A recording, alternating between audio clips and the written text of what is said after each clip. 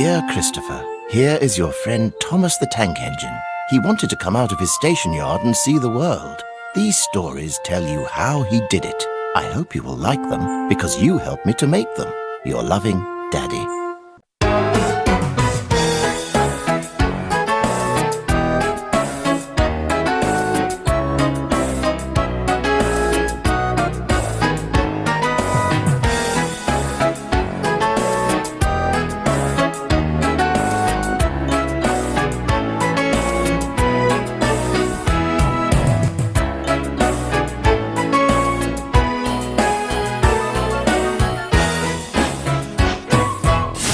Today on the island of Sodor, Duck gets a branch line.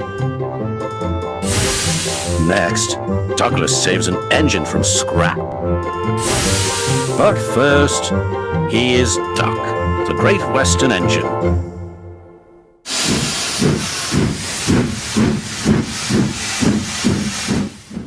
Duck, the Great Western Engine, worked hard in the yard at the big station.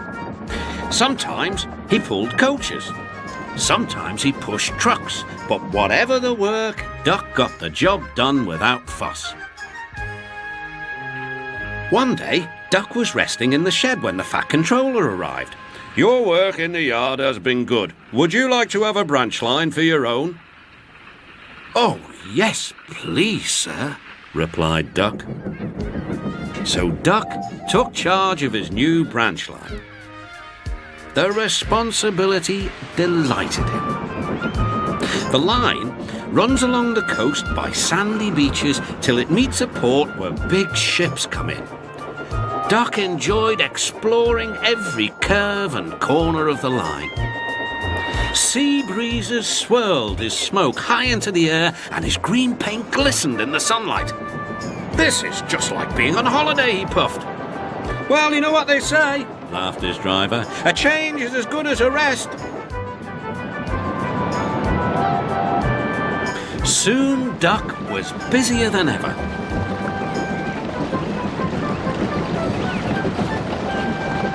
The Fat Controller was building a new station at the port, and Duck pushed the trucks wherever they were needed. Bertie looked after Duck's passengers, and the other engines helped too, but the work took a long time. Noise and dust filled the air. "Don't worry," whistled Toby, "the station's nearly finished." "And on time too," said Duck, thankfully. Duck felt his responsibility deeply and talked endlessly about it. "You don't understand, Donald, how much the Fat Controller relies on me." "Och, aye," muttered Donald sleepily. "I'm Great Western, and I—" "Quack, quack, quack." "What?" "Ye heard? Quack, quack you go. Sounds like you'd an egg laid. Now wheesht and let an engine sleep." "Quack yourself," said Duck indignantly. Later, he spoke to his driver. "Donald says I quack as if I'd laid an egg." "Quack, do you?" pondered his fireman. He whispered something to Duck and his driver. They were going to play a joke on Donald and pay him back for teasing Duck.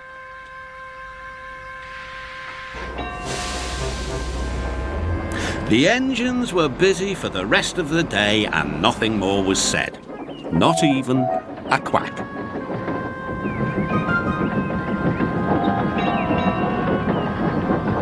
But when at last Donald was asleep, Duck's driver and fireman popped something into his water tank. Next morning, when Donald stopped for water, he found that he had an unexpected passenger aboard. A small white duckling popped out of his water tank. "Nay, who's behind this?" laughed Donald. The duckling was tame. She shared the fireman's sandwiches and rolled in the tender. The other engines enjoyed teasing Donald about her. Presently, she grew tired of travelling and hopped off at a station, and there she stayed. That night, Donald's driver and fireman got busy, and in the morning, When Duck's crew arrived, they laughed and laughed. "Look, Duck! Look what's under your bunker! It's a nest box with an egg in it!" Donald opened a sleepy eye. Will. You must have laid it in the night, Duck, all unbeknownst." Then Duck laughed too. "You win, Donald. It'd take a clever engine to get the better of you." There's a pond near the duckling station. Here she swims and welcomes the trains as they pass by. The station master calls her Dilly.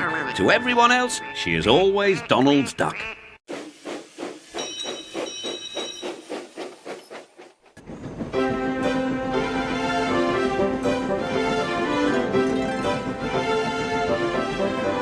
I found a quacker in my tender.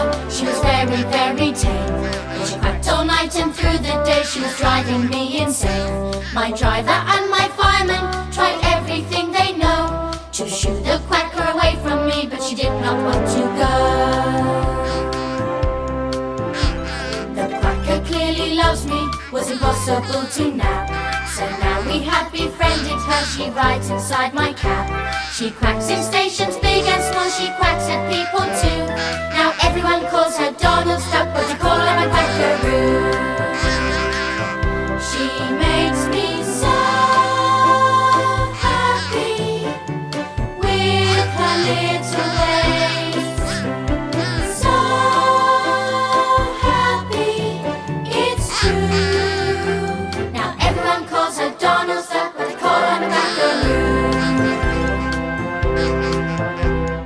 Quacking here, quacking there, she's quacking everywhere. Quack, quack, choo, choo, choo, she's my little quackaroo. She's quacking here and there, she's quacking everywhere. Quack, quack, shoo, shoo, shoo, she's my quackaroo. Now everybody loves her, they love to hear her quack. And when we have to say goodbye, they ask when she'll be back. She's captured everybody's heart, she knows just what to do. Now everyone calls her Donald's duck, but she's my quackaroo. She makes me so happy with her little ways. So happy, it's true. Now everyone calls her Donald's duck, but I call her a quackaroo. Quacking here, quacking there, she's quacking everywhere. Quack, quack, choo, choo, choo, she's my little quackaroo. She's quacking here and there, she's quacking everywhere. Quack, quack, shoo, shoo, shoo, she's my quackaroo. She's my quackaroo. She's my quackaroo.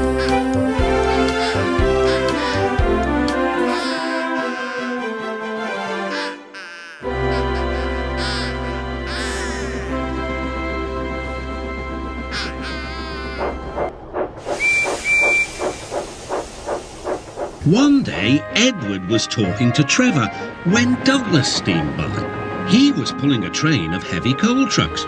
"Come on, Edward. Stop gossiping in the sun when there's work to be done." Later, Edward spoke to Douglas. "Trevor and I are old friends, and you and he have a lot in common too." "Och, aye," quizzed Douglas. "And what'd that be?" "Scrap," said Edward quietly. Douglas gasped. "Don't mention that word. It makes my wheels wobble." "It does the same to Trevor," replied Edward. "He was being sent to the scrapyard, but the vicar and I saved him. And now he's really useful again. Even so, the Fat Controller certainly does need another steam engine here." "Aye, and quickly," sighed Douglas. That night, Douglas was still working. He had taken the midnight goods train to a station at a faraway part of the island where only the diesels work.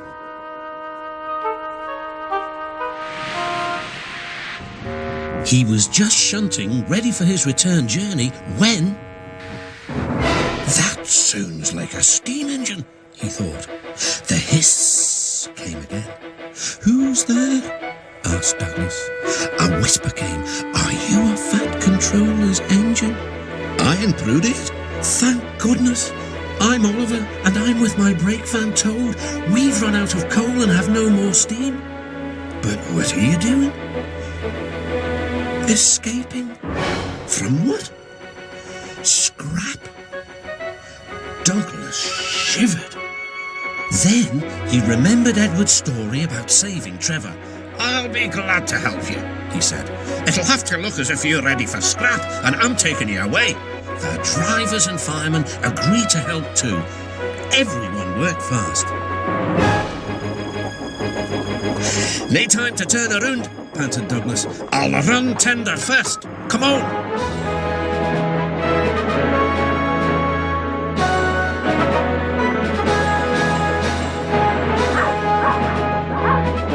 But before they could clear the station, they were stopped.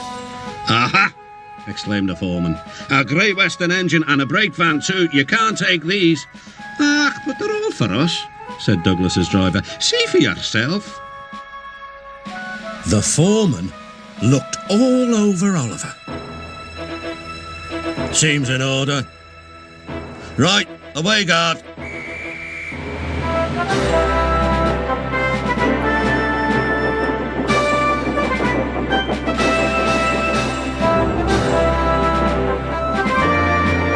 "That was a neat thing," puffed Douglas. "We've had worse," smiled Oliver. And they forged ahead.